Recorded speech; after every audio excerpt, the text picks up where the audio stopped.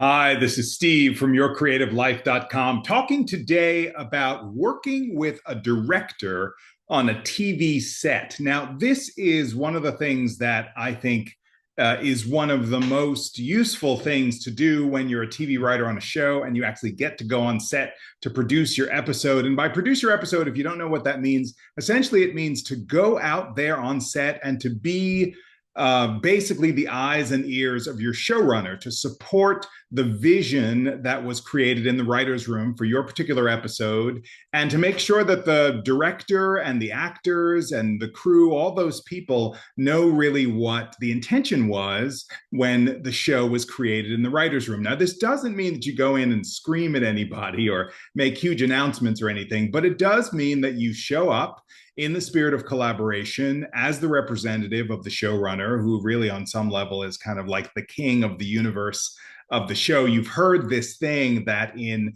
film, the director, it's a director's medium. In TV, it's a writer's medium. And that's simply because writers can do more in terms of keeping a show going with the skill of writing. They can write more and create an entire series and season in a way that directors, at least in television, can't really do by themselves.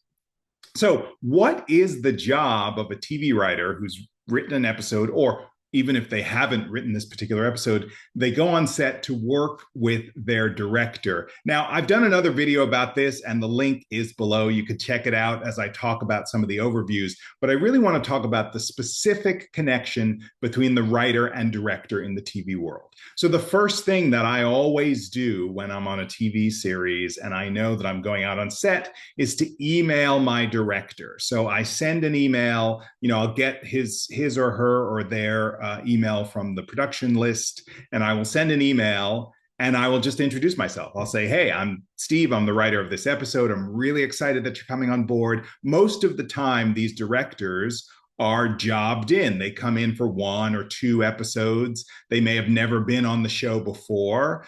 They're dealing a lot, of course, with the production crew and the unit production manager and all of the behind the scenes things. They've been hired by what we call the producing director. And that person is out there, they supervise all the directors on the show. They probably directed the pilot, and they've established the visual style and energy of the show, and they've hired this person. So I send out my email welcoming them as part of the family of this particular show to my episode. And I let them know how to contact me, that I'm there for any questions, if they have anything they want to know about. And sometimes there's a back and forth. They ask me something about the script or, that sort of thing. Usually in the process of television, there are several meetings that I'm going to have that the director's also going to be there with.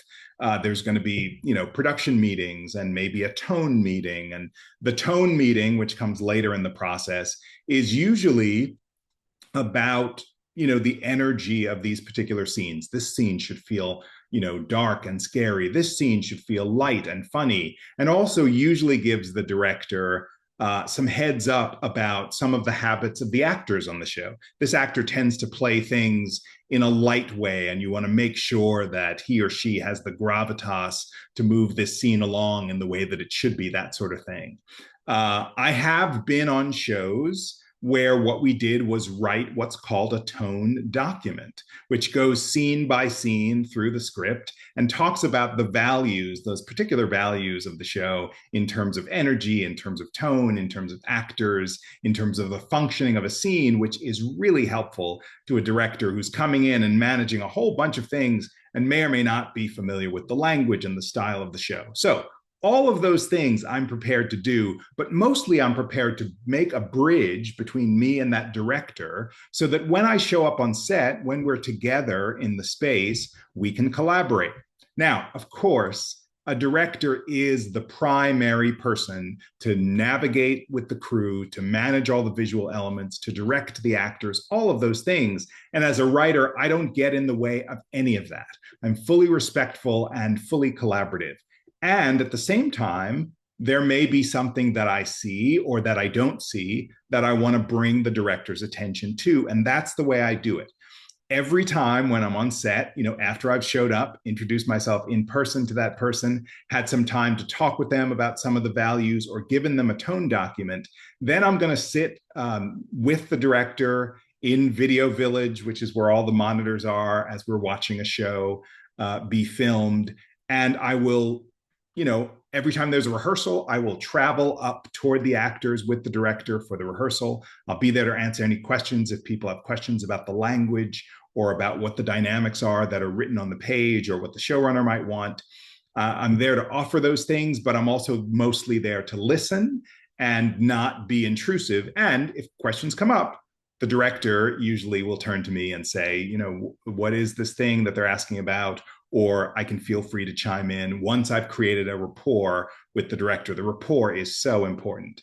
Then back in Video Village, I'm going to watch the scene, the rehearsal, the first take or whatever. And if there's something that I think needs to be adjusted to preserve the energy and the value and the sensibility and the tone of the scene, I'll lean over to the director and I'll say, hey, this is super cool. And I would love it if this was a little crisper, or if they punched up this word, or this is a really important phrase that we need to hear. And, they could lift it a little bit if that's useful. Or is there a version where this person might move over a little, whatever? So I will ask and float those things. And again, in the spirit of collaboration, the director will tell me whether or not he, she, or they can do that, whether they think it's a good suggestion, whether they have a question about it, whether they think we'll get it in another take or we got it in the previous take. And this is the space where those initial emails become so important, because by this time, as the production is moving ahead and we're filming things and, lots of stuff is happening in terms of the crew and costumes and lighting and sets and props and fights and all that stuff, we want to have a shorthand so that we're moving fairly quickly through these conversations if there's something that I'm interested in or that I want changed or tweaked. Now, normally the director will also turn to me again if we have this good rapport and just check in with me after the scene, just before he or she or they move on. They will say to me, seemed good to you, got everything you need. And then, of course, I'll say yes if we have, and then we'll move on.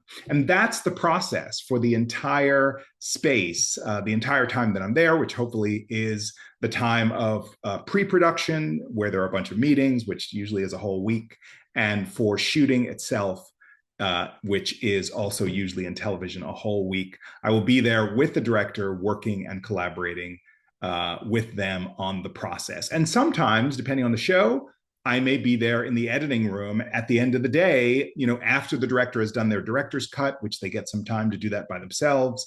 If there's stuff that the showrunner wants or thinks could be changed or tweaked, often I may be the one, as the writer of the episode, to be in the editing room with the editors, talking about what we can sharpen, what we can change, and what the takes are that we have. The other thing that I may do, which, you will do this if it fits for you, is I'll make my own notes, and I'll say, oh, wow, this take was really good, or I'll make my own sheet.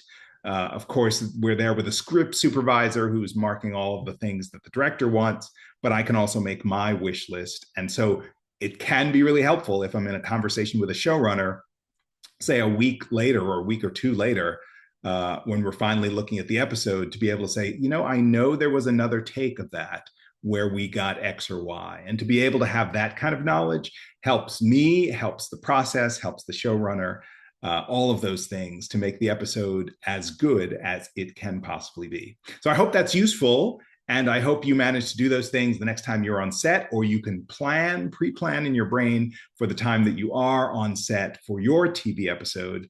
And that way you can help in the collaborative spirit of making a TV show, I think, in the way that it's best made. So check out yourcreativelife.com for all things about my coaching, where you can sign up, where I can help and guide you to gear up and load up your own writing career. We'll talk about all sorts of things, from the shape of your script to your strategy to networking to dealing with agents and managers and whatever else it is you're working with in the TV and screenwriting and playwriting world. I can help guide you, focus you, support you, and cheer you on as you do that. And all of those details are at yourcreativelife.com. Go check that out. You can also sign up for my free newsletter that comes out every month and check out the Secret Writer podcast, which I host with Nick Job, who's also a coach and a writer, which gives some great information just like this about the things you might do in your own writing career. And of course, subscribe to this channel. There's a brand new video every single week about the TV writing life that is there and designed to help you be your best in the world of script writing. Thanks for watching. See you next time.